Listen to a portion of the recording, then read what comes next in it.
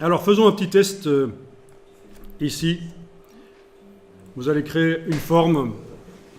Donc vous cliquez glisser avec l'outil rectangle et il faut que la case de fond ici dans la palette des outils soit en avant-plan. Alors on va modifier la couleur. Dans Illustrator, je ne vous conseille pas de double-cliquer sur l'échantillon pour changer la couleur à cet endroit-là, avec le sélecteur de couleurs, parce que c'est comme dans InDesign, on a intérêt à faire les couleurs dans le nuancier. Et ça va permettre de mettre une couleur qui est dans le nuancier, de la mettre sur différents objets de l'illustration.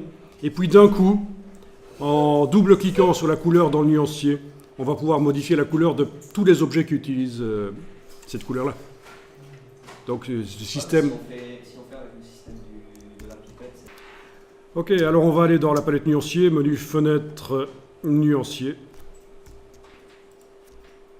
Donc on va prendre la bonne habitude de créer ces couleurs dans le nuancier.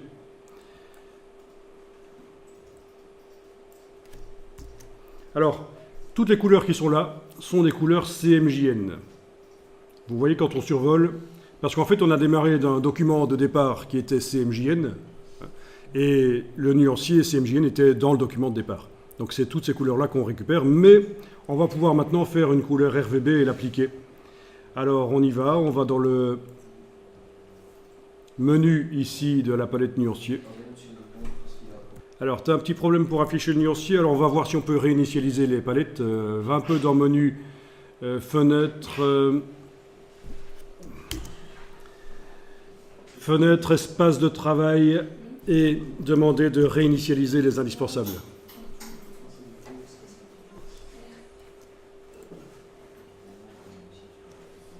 À partir de là, tu vas dans le menu fenêtre nuancier et est-ce qu'il apparaît? Bon, si ça marche toujours pas, voilà, on va essayer autre chose. Menu fenêtre, espace... Ah, ça marche. Ah oui, tu l'as à cet endroit-là, ok. Donc, il est possible qu'en effet, il soit un peu comme ça chez toi. C'est ce que je vois. Il est comme ça. Quand tu cliques sur lui, voilà. Bon, tu vas détacher la palette par son onglet. Tu prends le mot nuancier, tu peux la détacher, l'agrandir. Voilà, c'est toujours mieux quand elles sont flottantes. Enfin, c'est une manière de travailler, mais... Ok. Alors, on va créer une couleur RVB là-dedans. Donc, vous allez dans le menu de la palette nuancier, demander nouvelle nuance. Vous allez choisir ici RVB comme mode de création de couleur. Et, bah oui, c'est déjà fait parce qu'on est dans un document RVB. Et vous allez créer une couleur, mais une couleur vive. Donc il faudrait une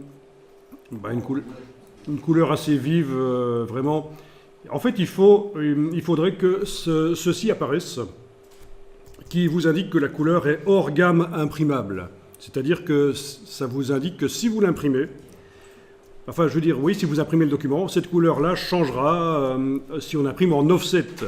En offset, voilà. Bon, voilà. Alors, je veux un rose, mais pas n'importe lequel, le rose licorne. Non, je rigole. Tu prends que la couleur que tu veux, tant que c'est vif. Voilà, alors, voilà du rose vif, clairement. On voit que si on l'imprime, ce sera plus terne. Attention, c'est pas juste, ça vous met sur l'écran ici une couleur qui est franchement plus terne, mais ce ne sera pas aussi terne que ça à l'impression. La différence ne sera pas aussi énorme, mais enfin, ils exagèrent ici pour vous montrer ce qui va se passer. Ça, c'est les couleurs web. Vous connaissez peut-être les couleurs web, l'hexadécimal. Bon, ça n'a plus d'importance maintenant parce que quand on fait du web, on met les couleurs en RVB. Donc l'hexadécimal, on n'utilise plus vraiment, donc ça n'a plus d'importance. Voilà, vous avez créé une couleur vive, elle est là. Ah oui, chez moi, il y a le petit triangle. Je ne sais pas si vous l'avez aussi, le petit triangle sur le côté de la couleur. Oui, ça veut dire que c'est une couleur globale. Donc, ça veut dire que si je l'applique sur plein d'objets, en modifiant cette couleur-là dans le nuancier, tous les objets changeront de couleur. Il y a un lien, en quelque sorte, entre la couleur du nuancier et les objets qui utilisent cette couleur.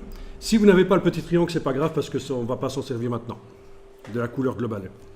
En tout cas, voilà, vous avez un rectangle qui a une couleur vive. Je vais, juste parce que j'aime rigoler, faire un deuxième rectangle avec une autre couleur vive.